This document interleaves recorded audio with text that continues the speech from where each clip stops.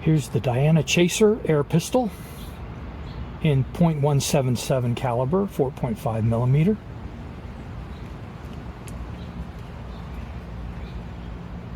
CO2 operated. It's a nice pistol, relatively inexpensive. What I have here, I have some extras on it, including the suppressor and a cheap red dot, about 25 bucks. You can pick these up for. Very nice to have. Shoots really well with it. Got a good distance between the front and the rear sight if you want to use iron sights, so that you can line it up very accurately. It has an adjustable trigger.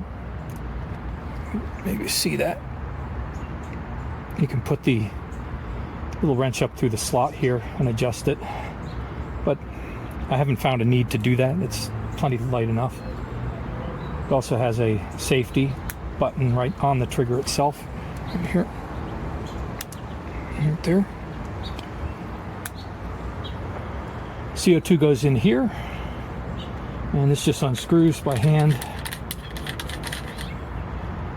And it's actually got a little lever bar, I don't know what they call it, but when you're screwing the thing back in, I'm gonna put a cartridge in, drop it in, standard 12-gram cartridge, screw it in till it's hand tight. And then a little trick to this is you don't want to over tighten it, so you get it till it's hand tight, stick this thing in there to give you a little more leverage, just bring it around until you can probably bring it about a quarter of a turn. This is already a used cartridge, so it's not going to go. About a quarter of a turn till you feel it chunk in there and pierce the seal, but not all the way down, so you're going to want a little bit of a gap in there, maybe 1/16 of an inch or so remaining. And it's not going to leak out or anything like that. So we'll take that and just screw it back in. You can put this back in there or lay it on the table. I like to put it in because I tend to lose stuff really easily. And there you go, you're all set to shoot. What you're going to do when it comes time is it's a single shot, pull the lever back, easy to do. I'm going to load around. I'm using these Diabolo Basics. They used to come in 500 packs. I used to get them for $5 each. You aren't going to get that anymore.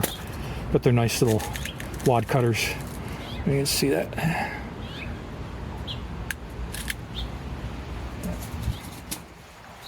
It has a little loading ramp here, single shot loading ramp. It slides in and it's held in there by a magnet. See the magnet there? Slide it right in there. Chink. Put it in. It's a little tight if you have fat fingers. I'm going to put it in there. I usually just push it in there with my fingernail and then bring it down, cock it, and you're ready to shoot.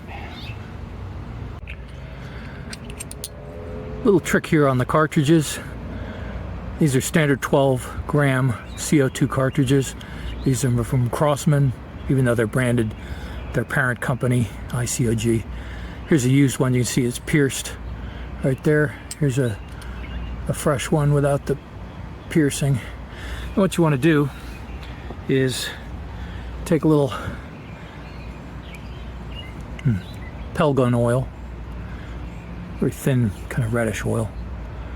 And just put a tiny dab on your fingertip. Dab it on the tip every time you shoot, just a tiny bit, and that'll keep your seal and everything in good condition.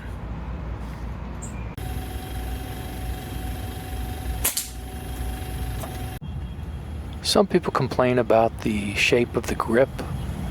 It is kind of funky, but I didn't notice any issues shooting it, so I guess it depends on the individual. I had no problem with it. There's also a little compartment in the grip that you can store an extra CO2 cartridge. Not sure why you just couldn't put one in your pocket, but you know, it is what it is. The Diana Chaser is quite loud for a pellet pistol, so I highly recommend getting a suppressor for it. The one I have on it is from Buckrail. It's just a 3D printed piece of plastic, but it works quite well. The only trick there is you don't screw it all the way on really tight. Just screw it till it's snug. I found if I screwed it all the way on tight, it would throw the accuracy way off. So I finally figured out what the problem was, and it works much better. I'm getting very good accuracy with it now. This is my homemade pellet trap at 10 meters. And I was resting my arm against my leg because I have a bad arm. You can see the top target had a couple of flyers there. It was actually a squib. I'm not sure what happened there, but the second shot popped them both out. Other than that, it shoots very accurately now. This is the Feyachi RDS-22 Red Dot sight. There it is mounted on an air pistol. It is designed for a Picatinny rail, and of course air guns have the standard dovetail, so you need an adapter. I've got a little adapter on this one. I'll put a link to that one. Comes with a nice, well, of course the box that we just saw. Comes with a nice single part lens cover. Take that off. It's a 2 minute of arc red dot. It's actually got 11 settings for brightness, but you really don't need 11. As a matter of fact, 99% of times I use setting number 1 unless it's bright sunlight, then I bump it up to 2. So I can't imagine, you know, unless you're in the infernos of hell or something, that you would need a 10 or 11 setting. It comes with a battery that goes in this compartment here. It's a 2032 coin battery, and they last a long time. You can adjust it for both windage and elevation. Here's your elevation there. Just unscrew, stick a screwdriver in there, turn it one way or the other. And it works well. It keeps it zero, at least on an air gun. I don't know, you know, if you show something heavier, of course, it's going to be a different story, but this is a little .177 caliber air pistol, and it has no problem at all on that one. I'm not going to spend anything more than that on an $80 air pistol. But overall, I'd say it's a nice red dot. The dot's nice and crisp. I've seen reviews that said it was not crisp. That's basically you're not holding it at the right distance, or it could be a defective unit, but I have no problem getting a nice crisp 2 minute of arc dot, which is very good on this one, so I highly recommend it. And lastly, here's my homemade pellet trap. It's constructed of 2x4s with a 3/4 inch plywood backing.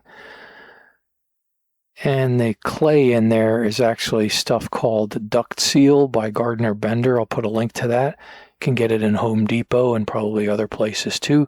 You really only need about a 1/2 inch of the duct seal to stop the pellets. They don't really bury much beyond the surface in there with these types of pistols, or even my Beeman R7 air rifle.